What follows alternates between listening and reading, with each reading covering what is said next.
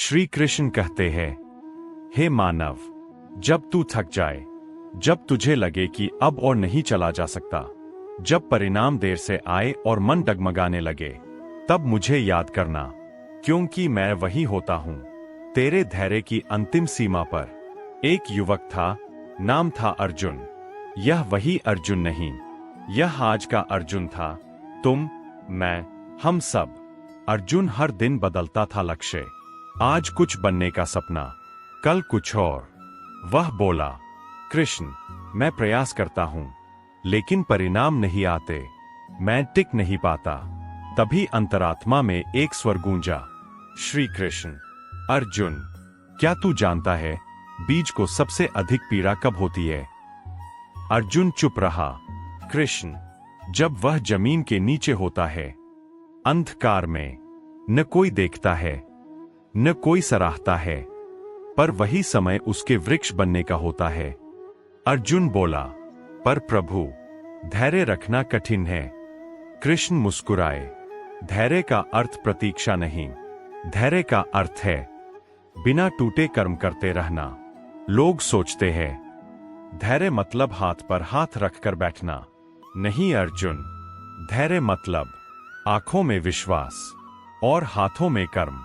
कृष्ण कहते हैं, अर्जुन, तू दुखी इसलिए नहीं है कि तू असफल है, तू दुखी इसलिए है कि तू भविष्य में जी रहा है। जब तू चल रहा हो, चल, जब तू खा रहा हो, खा, जब तू काम कर रहा हो, पूरा वहां उपस्थित रह। जिस क्षण तू पूरा वर्तमान में आ गया, उस क्षण तेरा मन स्थिर हो गया। अर्जुन की आंखों से आंसू गिर पड़े। अर्जुन बोला, प्रभु, मैं हार से डरता हूं। कृष्ण गंभीर हुए, हार से डरना अपने गुरु से भागने जैसा है। असफलता तुझे तोड़ने नहीं आती, वह तुझे गढ़ने आती है। जिस दिन तू असफलता से प्रश्न पूछेगा, तू मुझे क्या सिखाने आई है, उस दिन तू विजेता बन जाएगा। कृष्ण बोले, अर्जुन, तू दूसरों की गति देखकर अपनी यात्रा को मत तौल। हाथी की चाल चीते की दौड़ नहीं होती, पर जंगल में दोनों आवश्यक है।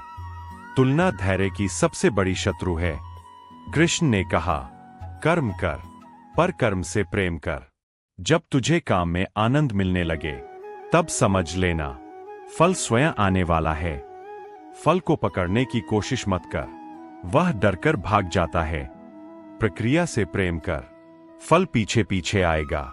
श्री कृष्ण कहते हैं, धैर्य कोई गुण नहीं, धैर्य आत्मा की शक्ति है।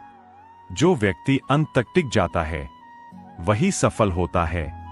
सबसे तेज नहीं, सबसे बुद्धिमान नहीं, बल्कि सबसे धैर्यवान। जब भी तू थक जाए, मेरे शब्द याद करना, जो तू कर रहा है वही तेरा धर्म है। बस उसे पूरी जागरूकता और प्रेम से कर।